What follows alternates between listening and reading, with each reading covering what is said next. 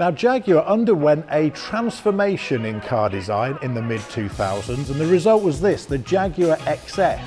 And it's a fantastic car if you're looking for a Jaguar that you can use every day with the family in tow. And that's exactly how James uses it. James is the general manager of the Jaguar Enthusiast Club. James, how long have you had your XF? Just under a year now, Wayne. I bought it in December.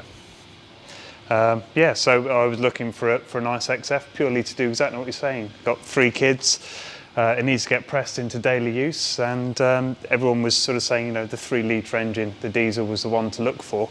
So started searching around and I looked at a few cars, and then this one came up locally, which was really nice, and I went round and as you know, you just know when you see it, and the price was absolutely perfect on it. It had been well looked after.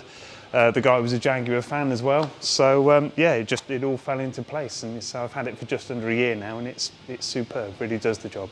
Remarkable to think that this car, nearly 15 years old now, but bristling with technology. And one of the things that was really amazing about this car when it was launched was that gear stick that rises out of the centre console and the vents that twizzle round, and it's little things like that that you've got to enjoy about the XF.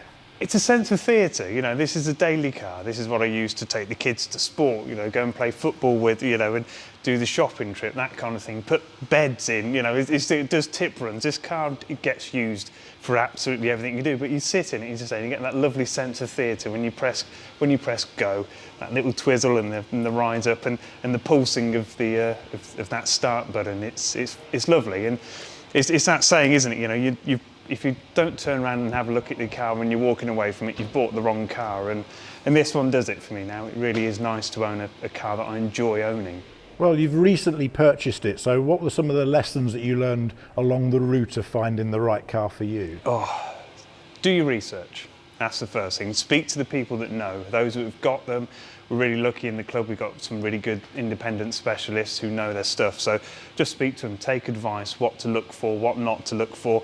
And the one that always kept coming back to me was just make sure it's got that history. If the paperwork stacks up, you know, if you've got that, then you're on the way to finding a really good one. And again, that's exactly what this one had. The paperwork stacked up.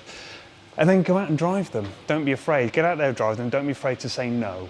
That's the other thing. That's a really hard lesson for me. I'm not very good at saying no when it comes to buying cars. I see when I like it and I want to buy it, but I had to make sure that I took that one on board. And yeah, you know, as a result, you know, touch wood, she's doing well for me, and I'm glad I did the research. Well, also, don't be worried that this car is too modern to be a Jaguar Enthusiast Club car, because they're very much part of the club already, aren't they? They are. There's a really big following of them because they are so practical and they can be used so regularly.